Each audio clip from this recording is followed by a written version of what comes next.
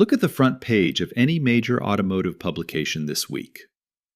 The first quarter numbers just dropped, and it looks like an absolute massacre for Detroit. Ford's mighty F-Series? Down a brutal 16%. The Chevrolet Silverado? Completely flat, struggling to move metal.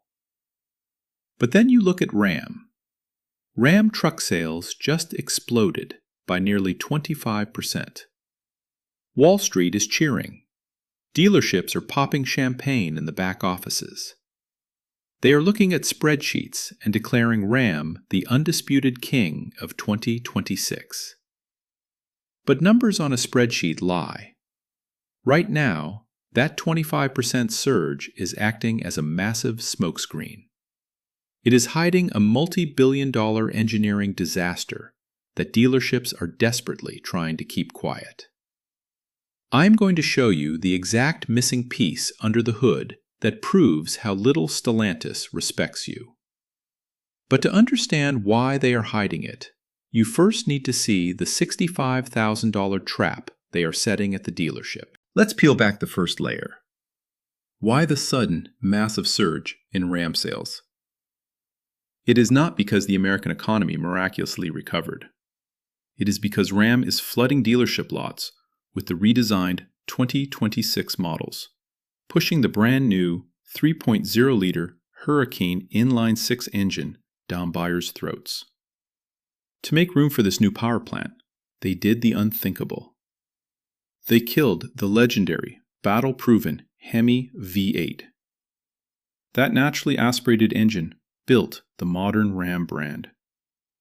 In its place, Stellantis promised us the future. They promised more horsepower, superior torque curves, and better efficiency. And guys are falling for the pitch.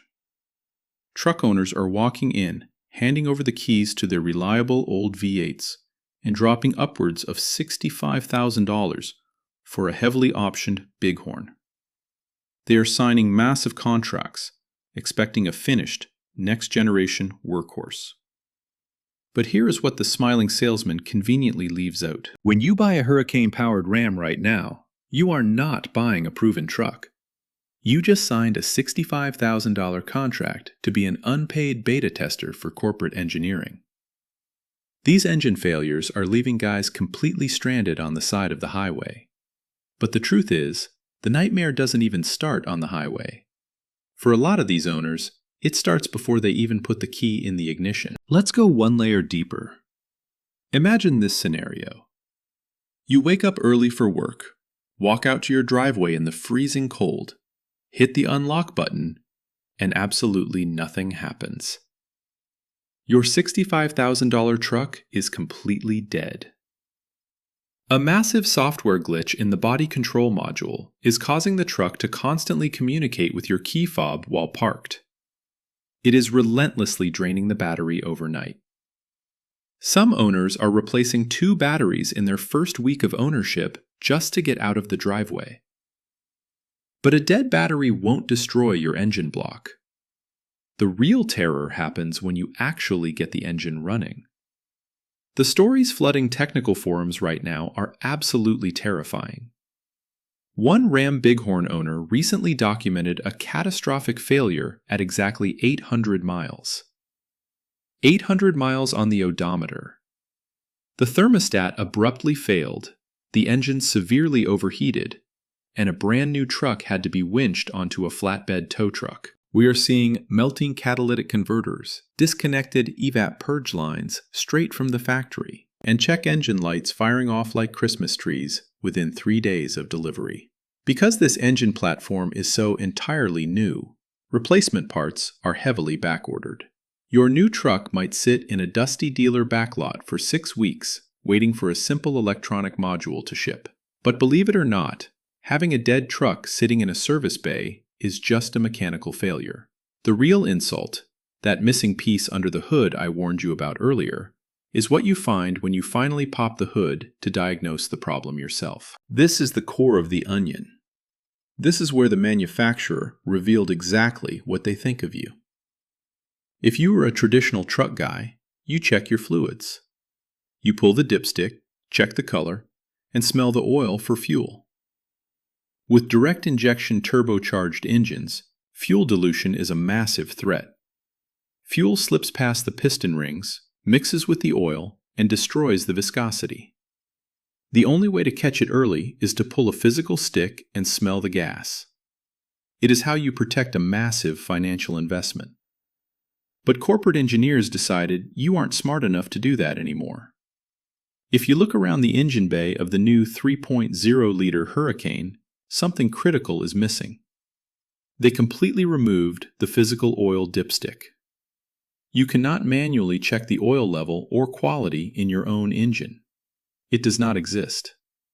Instead, you must rely entirely on an ultrasonic electronic sensor mounted deep inside the oil pan. Stellantis claims they did this because most people don't check their oil, arguing a digital dashboard warning is somehow safer. That is a direct, unapologetic slap in the face.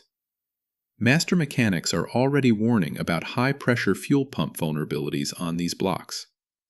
When a high-pressure fuel pump fails, it sends microscopic metal shavings directly into the oil. With a physical dipstick, you catch that glitter immediately and save the engine. With a digital sensor, you won't know there is a problem until the block completely seizes on the interstate. Instead of letting you check for metal shavings on a simple piece of metal, they force you to trust a computer sensor. A sensor built by the exact same company that currently cannot keep a 12-volt battery charged overnight. So here is the undeniable truth about the modern truck market.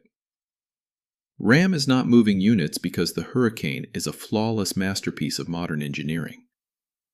They are moving thousands of trucks because of aggressive dealership tactics, massive marketing budgets, and the lingering ghost of the Hemi's reputation.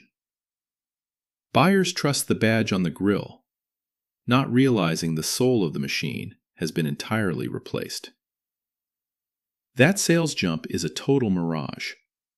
It is a temporary spike built squarely on the backs of early adopters who trusted a historic brand, only to find themselves fighting thermostat failures and dead batteries before their first scheduled oil change. The real test is not how many trucks Ram sold in March. The real test is how many of those exact same trucks are sitting broken, waiting for back-ordered parts this coming July. If you own a Hurricane-powered Ram, I want the absolute truth. How many miles did you make it before your first warning light came on? Did your battery die in the driveway? Sound off in the comments below and let people know exactly what they are getting into.